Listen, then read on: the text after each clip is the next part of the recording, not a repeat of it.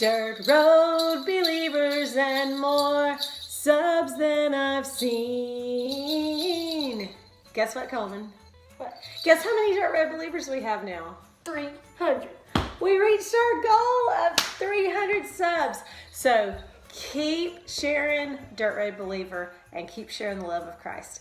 All right, we've got a lot to get to our intro today. Only how many days till Christmas, Coleman? Hold it up higher. 3 days, guys. Santa's elves are so busy. That's why I wore my elf ears. Only 3 more days. So, let's do a drawing. We'll do. Okay, we are drawing for the mystery gift. Thanks to all who entered to win. All right, let's do this thing. Good luck to everyone who entered. And after we pull a winner, we're going to open the gift and see what you want. It's good. I like it. We're up high. Come on. You can look. Be mysterious on. What did you get? Okay. Wanda Pollard. Congratulations, Wanda. Go back to where you commented, your first grade teacher, and I'll tell you how to get up with me and we'll get you your gift, which we're about to unwrap.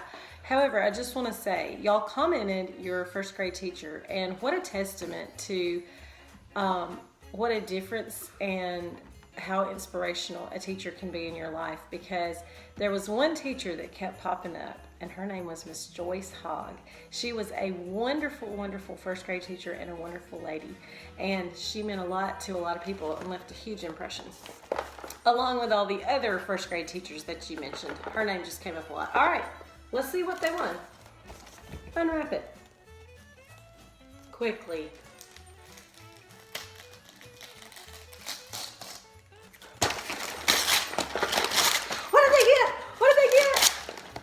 Hurry, we're dying here. Nobody will unwrap it slow. Oh. Wanda, you won the Aqua Sonic Black Series Ultrasonic Whitening Toothbrush, an electric toothbrush. I love my electric toothbrush. Now you have your very own. Congratulations, Wanda. Good job.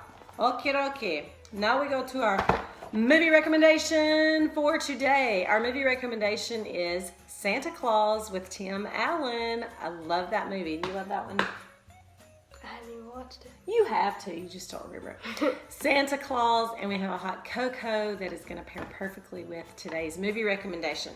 All right, now for our giveaway. This is the last thing we're going to do before we get to our video. I like to travel. And back in the summer of 2019, I traveled to Europe, and one of our stops was in London. We visited Buckingham Palace. Show you a few little pictures here from our travels. You see the beefeater there, the guard. He is at the gate of Westminster. And we know who lives there, right? The Queen. Hello. How many of you are big Crown fans? Anyway, when I travel, sometimes I pick up different items, and sometimes I put them away for something special later on, not knowing what that may be.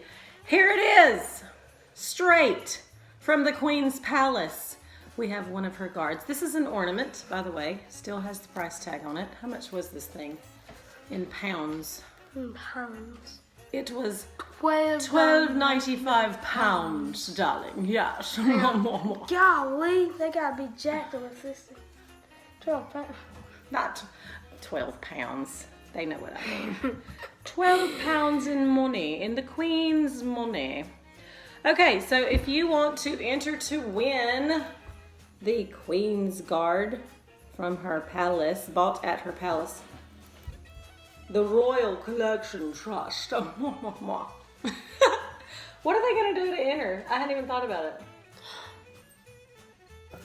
So, here's how you enter to win the little ornament guard London thing.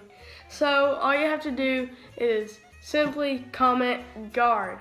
G-U-A-R-D. Here's what made me think of this gift, that I even had it tucked away. There was a class, a 5th grade class, that sent out Christmas cards around the world to pen pals, and they got a bunch back, and I was so interested that I wanted to read them. And one that they got from London said this: "It's been a hard year for our beautiful world, especially for USA with the virus. I pray for you all and send love and healing to any of you that have been affected. Stay safe. Have a blessed Christmas." Guys, there are people around the world praying for us, and we need to be praying for them. So that's what made me think of this little guy and made me want to give him away, because we have a friend in London who is remembering us in his prayers.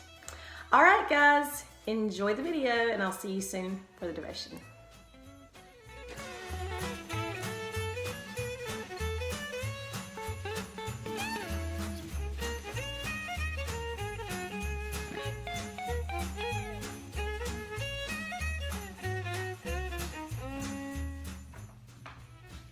Hey guys, it was dress up day at school today, and as you can see, I'm Marv from Home Alone.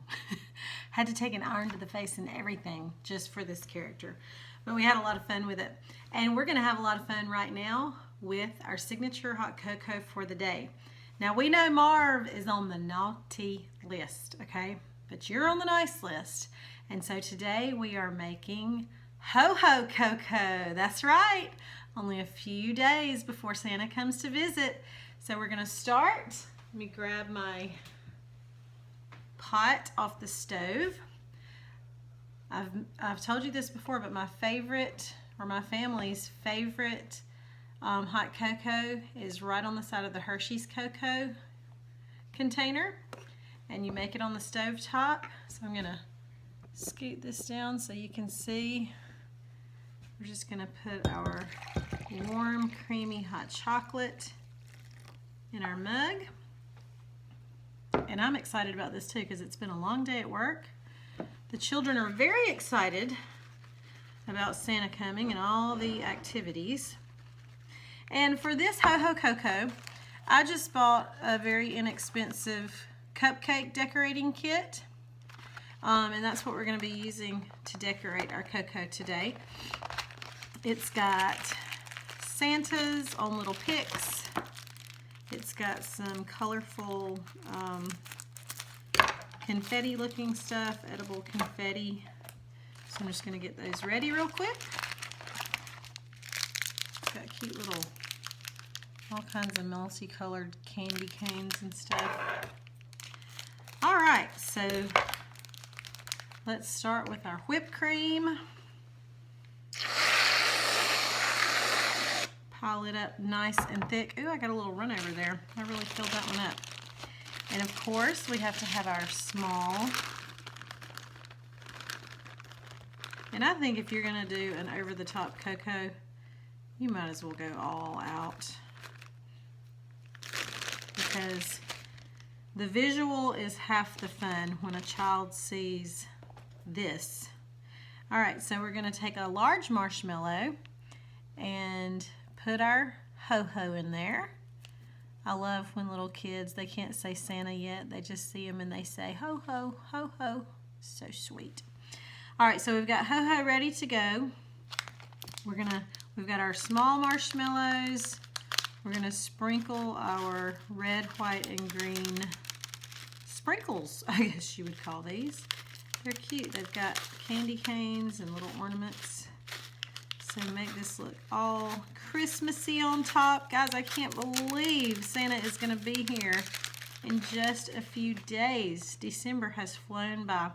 And then I'm just gonna stick ho-ho right on top. And there you have ho-ho cocoa. Oh, look, it's running all out.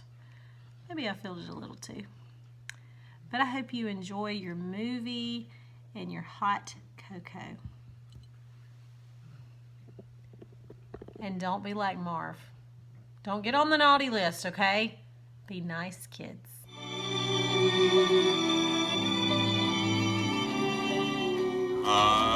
Hey, can you say hi? Say hi to everybody. We're in the nursery this morning, aren't we? Ooh, what you got? What is that? Gummies. They're gummies. Gummies? Well, Miss Doris, do you have a Christmas memory you want to share with us today? Well, I guess the one that stands out most in my mind was when I was smaller. The only gift I could remember was a red-headed doll that I got, and I wanted that doll so bad. And my nephew was born in October, and so that Christmas is when I got the doll, and I had always kept it in his baby bed, but when he came along, he got the baby bed, and I couldn't understand why my baby doll couldn't lay in that baby bed, and but that's the only gift that I can remember. But now, as far as family memories, I have lots and lots of them. The funniest one, I guess, was when Madison was little, and we went to spend the night with them on Christmas Eve, and so when we went to bed, she always slept with me and Larry. And so we were in there, and she told me, she said, I hear something outside. And I said, it's probably Santa Claus. I said, you better hurry and go to sleep. And she was trying so hard to go to sleep. Well, after she went to sleep, her daddy and Larry went outside, and they made tracks in the frost that was over the ground. Mm-hmm. And when she got up the next morning, she was so excited. She said, I saw where he parked his sled. She said, it's right out there. And we got so excited and so tickled about it. Well, when she got older and we told her what happened, she was not going to have it. She said, no, that's not what it was. She said, it was Santa Claus. She said, I saw his tracks. That's right. So that's one. And then the other one was our families. My daddy's side of the family was a big family. And we always went to my grandparents' house on Christmas Eve. And all the kids, we got sparklers, and all the big people got all the fireworks that did the loud noises.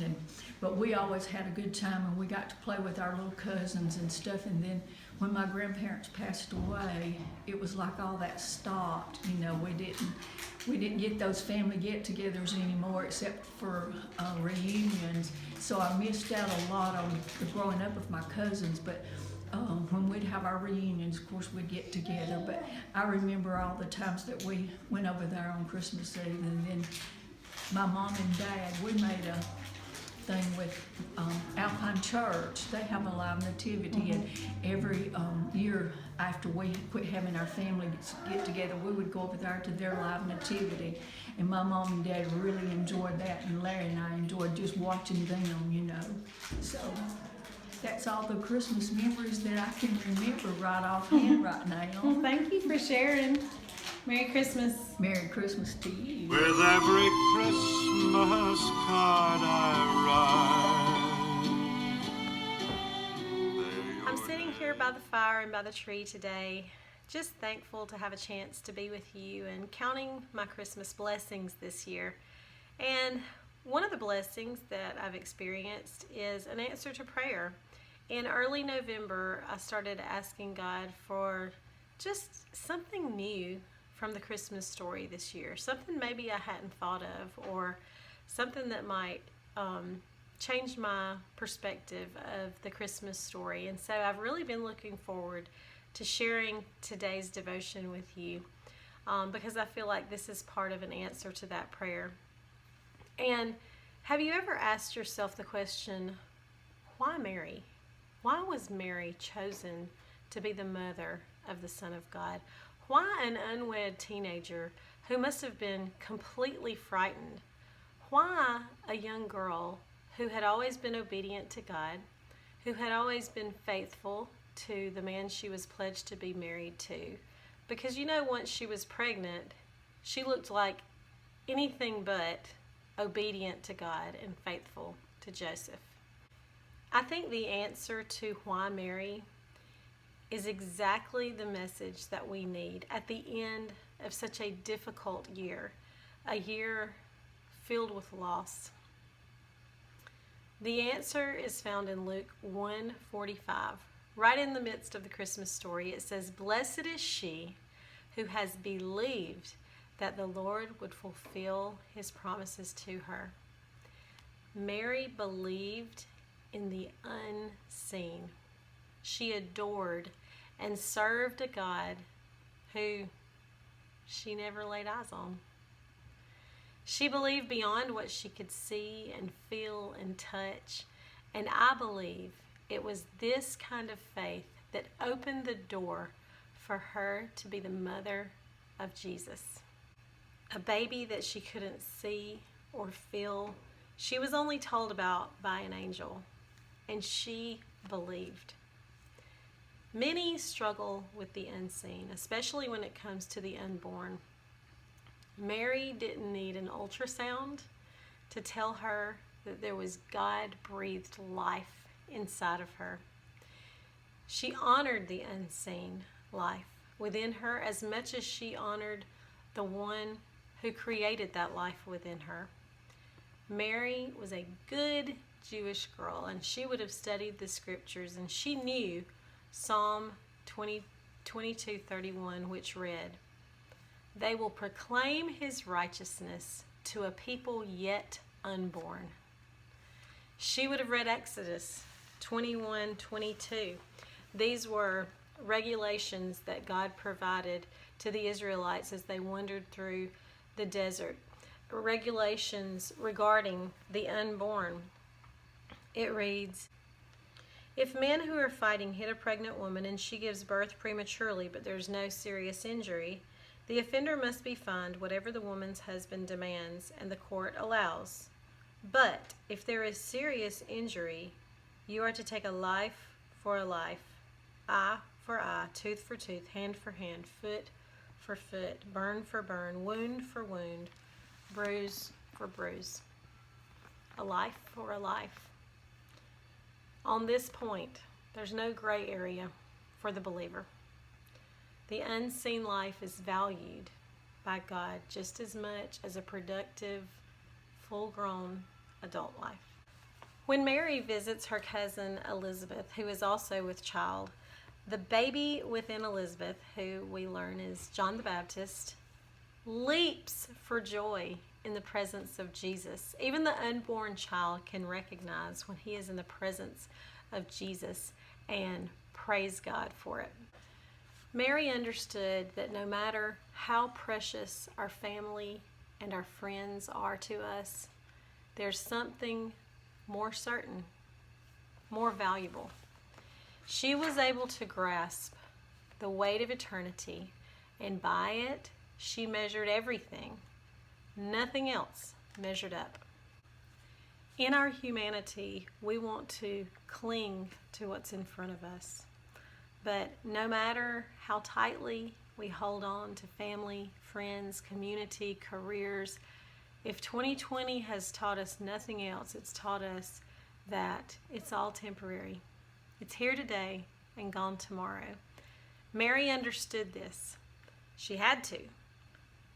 All Jesus' life, he was forcibly fleeing, made to separate, compelled to leave. Imagine being the mother of a child who was constantly in danger and told, "You cannot stay." In the face of a son whose life was under threat, or a missing, exiled, hated son, Mary stayed grounded in the eternity of the unseen God that she believed in. 1 Peter 1:8-9 says, "Though you have not seen him, you love him.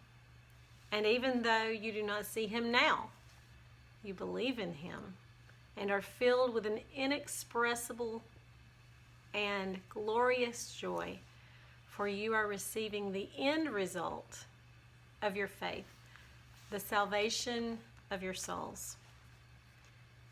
Did Mary experience worry and grief in Jesus' lifetime? Yes. Wouldn't you if you were his mother or father? Yet she clung to the end result of her faith, not what she could see or touch. Her security and confidence was in the immortal, invisible God. Hebrews 11:1 says, "Now faith is being sure of what we hope for and certain of what we do not see? Are we putting our faith and security in what is visible to us? If so, we're in trouble. What has happened before our eyes this past year? Death, destruction, violence, unrest, sickness, darkness, and the list goes on from there. If that is where our faith is, then we are in serious trouble. In this hour, we need to cling to the unseen like we never have before. We have to accept that life will always mean parting with people and things that we love. Let us look to Mary, who had to be willing to give up her son, the very Son of God, at any moment. I believe she was chosen because she could do that. She had to do that. She could do it because her hope was in the unseen. This song that I wrote gives 3 accounts of Jesus being forced to leave, beginning with when he was just a babe and Herod was out to kill him. Mary is there to bring eternal understanding to those moments and to her son. My friend Kirsten is going to sing this song for you. It's called It's Time to Go. And Kirsten, she's just one of those friends that she's always there for whatever I need.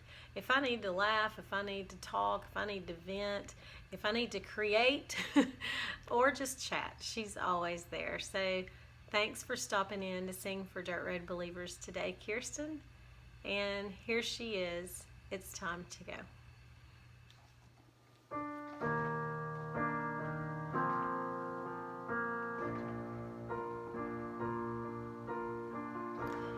Emmanuel, Prince of Peace,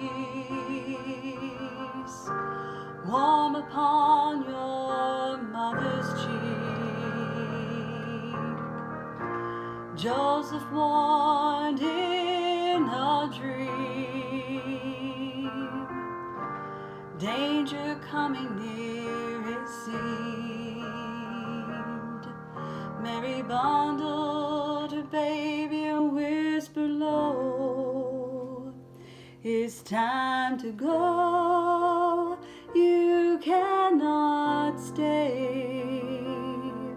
They are forcing you away. When you go, the world will know God's love you came to show.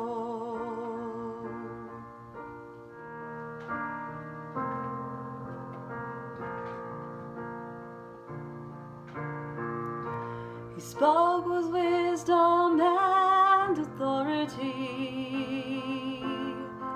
sharing heaven's glory with his own city. Who speaks so boldly these words? Isn't he the carpenter? Mary wrapped her arms around Jesus, holding him close. She said, it's time to go, you cannot stay. They are forcing you away. When you go, the world will know God's love you came to show.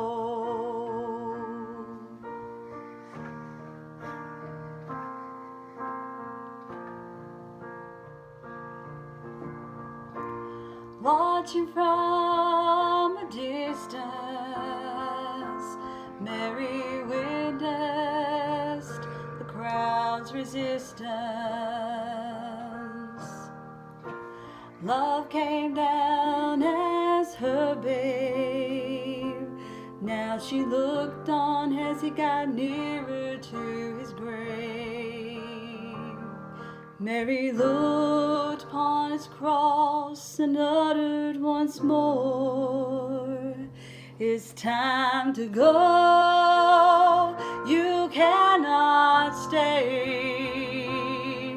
They are forcing you away. When you go, the world will know